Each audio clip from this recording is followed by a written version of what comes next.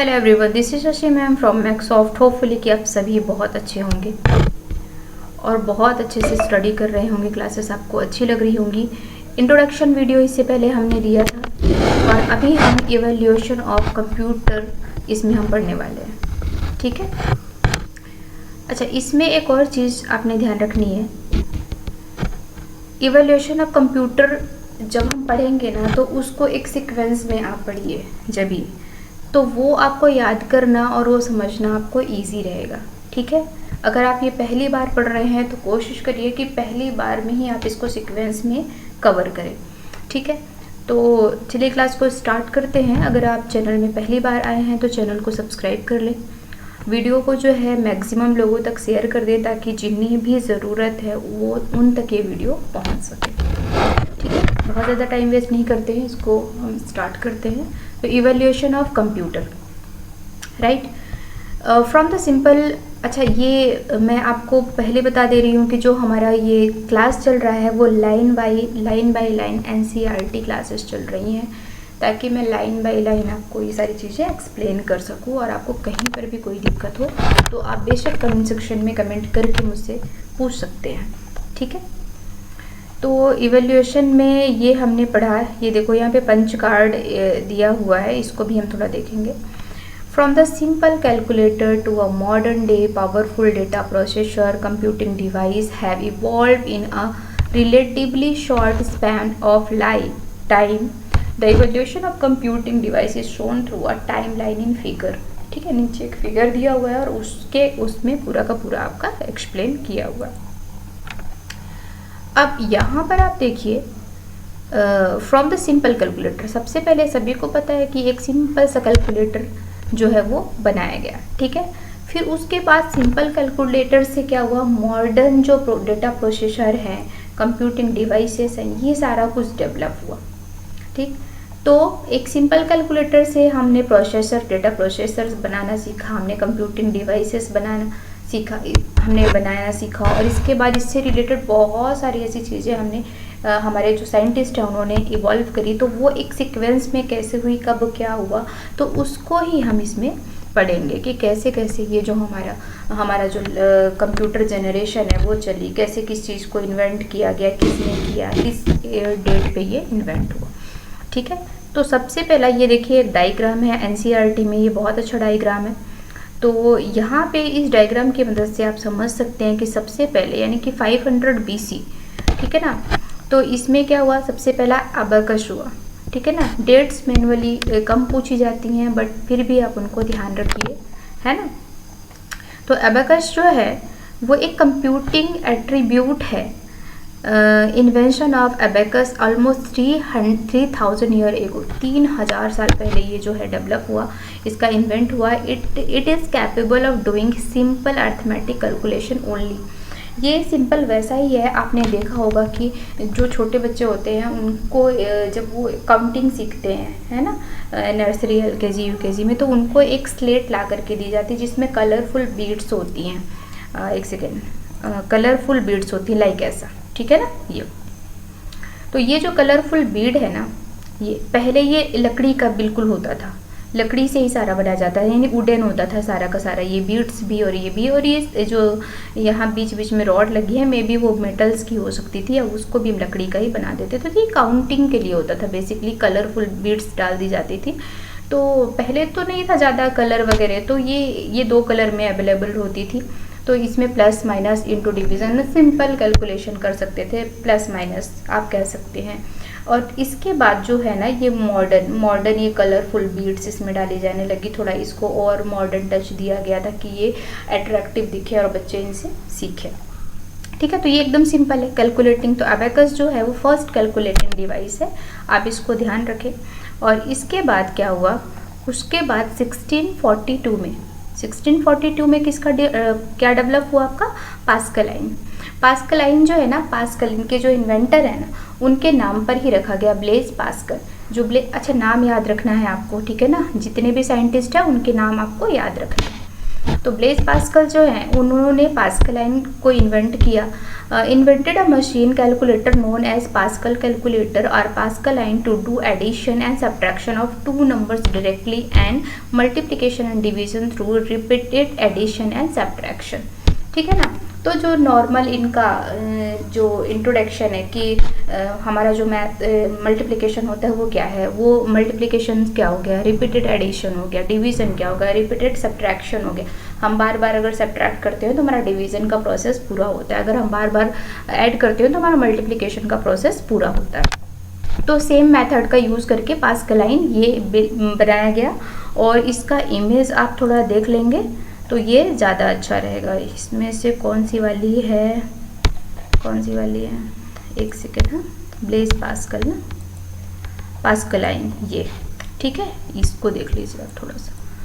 ये हो गया पास्कलाइन कैलकुलेटर, आप देख पा रहे हैं ना, ये 0 0 0 0, अभी तो 0 0 है।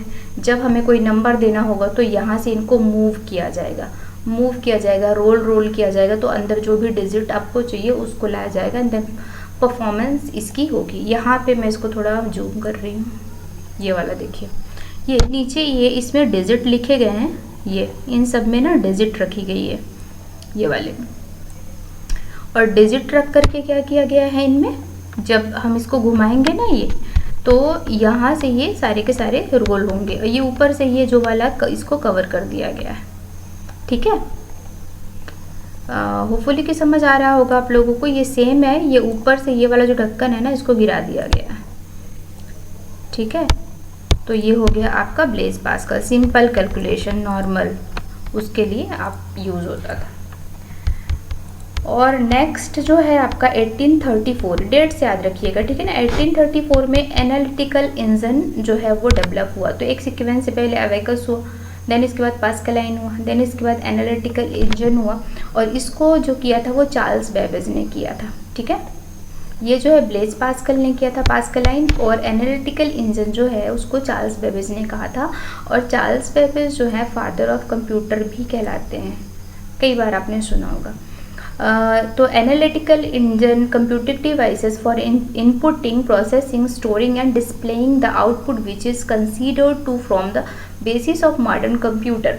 मतलब जो हम अभी तक IPO पढ़ते हैं ना कि इनपुट आउटपुट प्रोसेस, है ना, कि इनपुट होता है फिर प्रोसेस होती है और फिर इसके बाद आउटपुट होता है। तो ये वाला जो कॉन्सेप्ट है ना, ये किसने दिया, चार्ल्स बेबेज ने। ये सारा कॉन्सेप्ट किसने दिया, चार्ल्स बेबेज का दिया हुआ ये कॉन्सेप्ट है।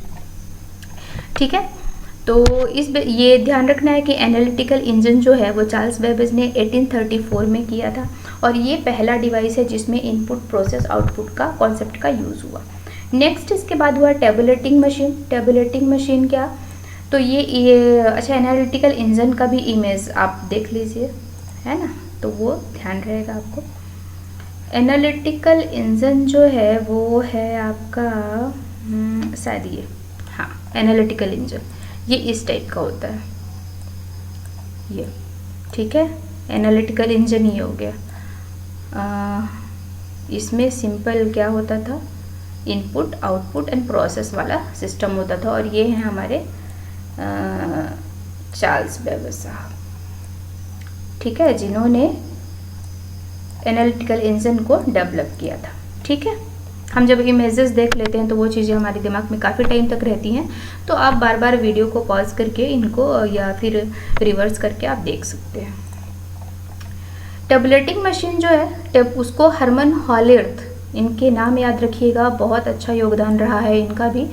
हरमन हॉलिर्थ जो है इन्होंने डिज़ाइन किया टेबुलेटिंग मशीन को, और टेबुलेटिंग मशीन जो होती है उसमें पंच कार्ड का यूज़ किया जाता है। पंच कार्ड कुछ नहीं, ये सिंपल पेपर्स होते थे जिसमें होल होते थे, है ना, और उसके थ्रू ही इसमें जो है डिजिटल डेटा पढ़ा जाता था, है ना। Consider to be first step toward programming, और कहा जाता है, ऐसा माना जाता है कि ये जो फर्स्ट प्रोग्रामिंग की तरफ जो पहला कदम था ये टेबुलेटिंग मशीन के थ्रू, यानी कि हरमन हॉलिर्थ के थ्रू ही दिया गया था। तो टेबुलेटिंग मशीन जो है ये आपका टेबुलेटिंग मशीन हो गया। ये बहुत पुराना इमेज देखिए इसका, ये टेबुलेटिंग मशीन।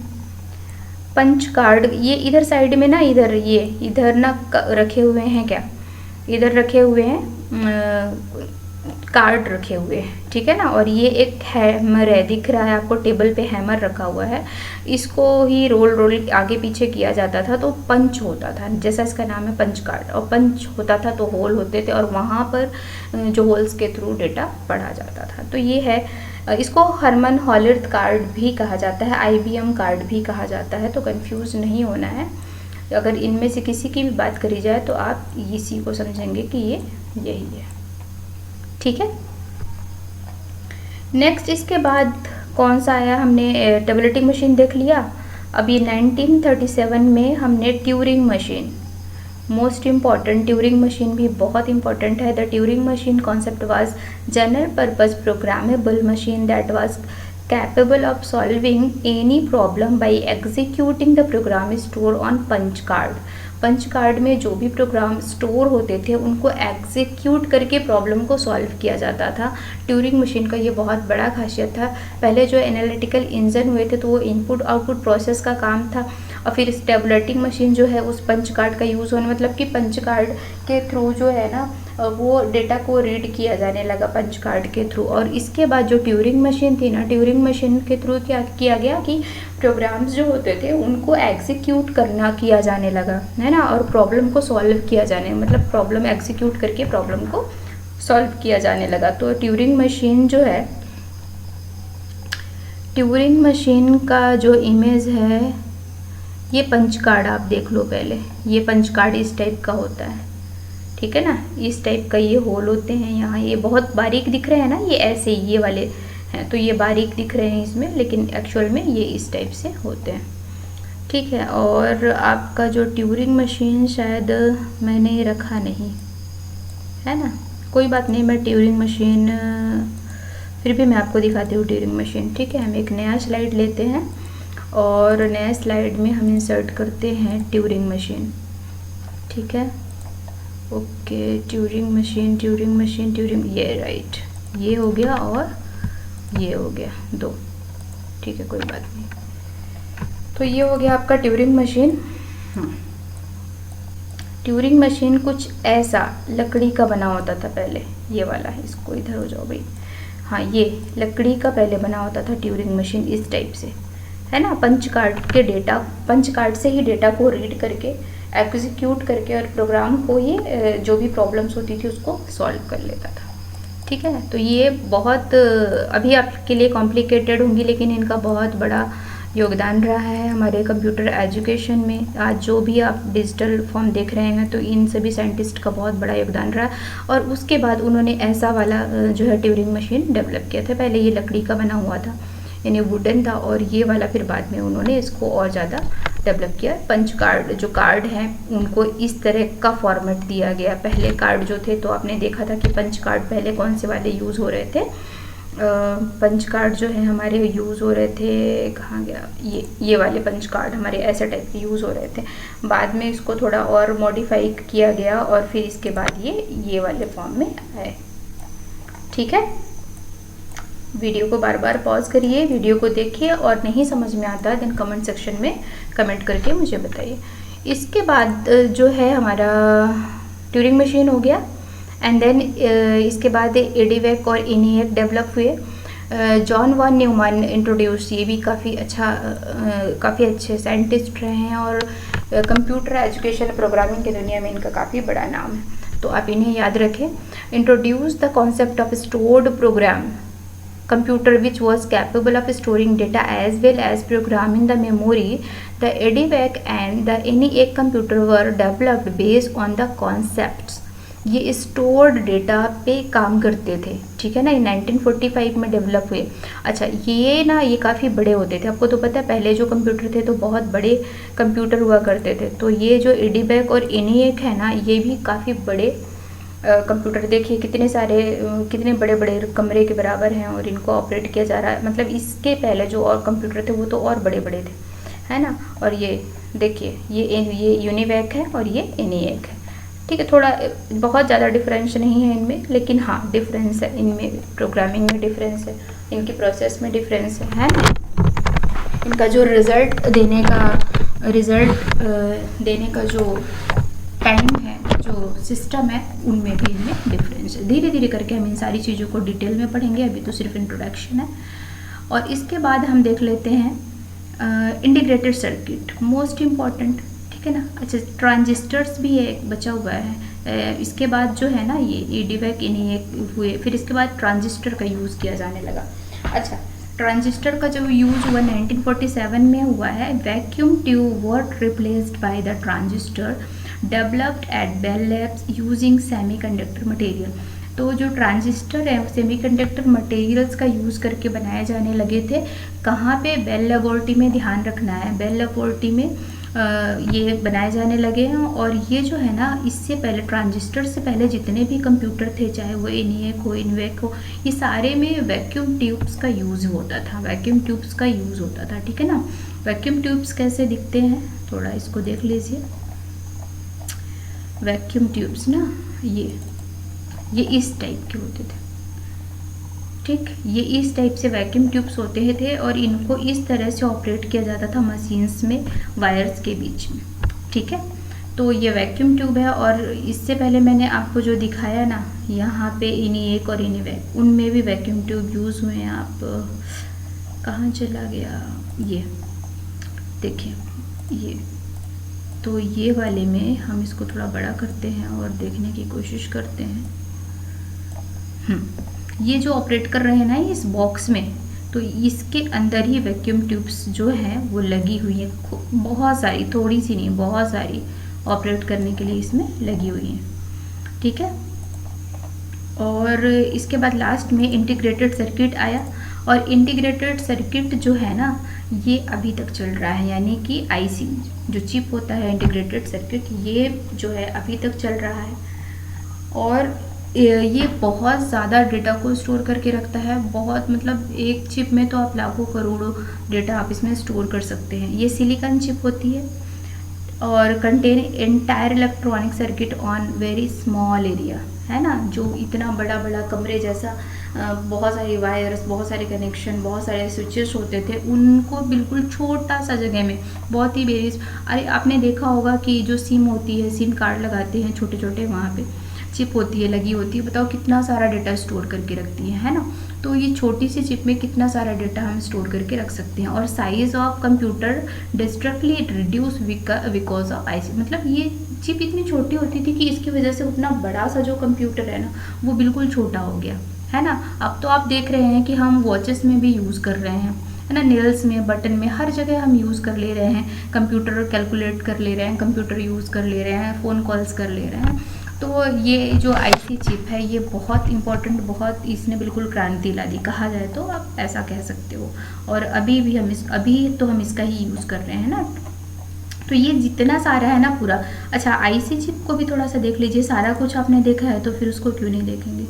तो ये है ट्रांजिस्टर, देख लो पहले, ये ट्रांजिस्टर ये देखो, इतने छोटे छोटे ट्रांजिस्टर होते थे ना। तो ये लिमिटेड होते हैं, ये बहुत सारे नहीं होते, लिमिटेड होते हैं, लिमिटेड साइज़ के होते हैं, लिमिटेड नंबर में भी लिमिटेड होते हैं। इससे पहले की वीडियो इंट्रोडक्शन जो पार्ट हुआ है उसमें हमने देखा है कि साइज़ में भी लिमिटेड होते हैं, नंबर में भी ये लिमिटेड होते हैं, लगा जाते हैं, लेकिन ये बहुत फास्ट होते हैं। यहाँ पे देखिए, ये 3 वायर इसमें निकली हुई हैं। तो इसका फर्स्ट वाली जो होती है ना, वो क्या होती है, बेस होती है। सेकेंड वाली जो होती है वो कलेक्टर होती है, और उसके बाद ये इमेटर होती है, ठीक है। ये क्या कैसी चीज़ें हैं, जब आगे इंट्रोडक्शन और हम पढ़ेंगे तो इसके बारे में हम जानेंगे, ठीक है। दूसरा हमने इंटीग्रेटेड चिप ना, IC चिप, ये अब ये देखो, ये आपका इंटीग्रेटेड IC, ये बहुत छोटा होता है, बहुत छोटा, मतलब देखिए कितने शेप एंड साइज में यहाँ रखा हुआ है। और ये वाले को देखिए कितना छोटा है ना। तो ये बहुत छोटे एरिया में लगे होते हैं, इसमें काफ़ी सारे वायरिंग करी गई है। तो IC चिप बहुत छोटा होता है और बहुत छोटे एरिया में आप मिलियंस ट्रिलियंस ऑफ डेटा को वहाँ पे आप रख सकते हैं। तो ये हुआ आज का हमारा कौन सा क्लास, ये हमारा हो गया इवोल्यूशन ऑफ कंप्यूटर। होपफुली कि आप लोगों को क्लास बहुत अच्छी लगी होगी, बहुत अच्छे से समझ आई होगी। और ये सारा कुछ नहीं, बस वही है जो हमने पढ़ लिया है, उसको ही एक्सप्लेन किया गया है पूरे वीडियो में। तो ये इस वाले पार्ट में तो कवर अप नहीं हो पाएगा क्योंकि बहुत ज़्यादा बड़ा वीडियो हो जाएगा। तो इसको आज हम यहीं पे स्टॉप करते हैं। इसका जो आगे का लाइन्स है लाइन बाय लाइन हम पढ़ रहे हैं, तो आगे का जो है उसको हम नेक्स्ट वीडियो में कवर कर लेंगे। वीडियो अच्छी लगी हो तो वीडियो को लाइक करें, शेयर करें, चैनल को सब्सक्राइब करें और जितना हो सके तो अपने फ्रेंड सर्कल्स में या जिनको भी ज़रूरत है उनको शेयर ज़रूर कर दें। Thank you so much.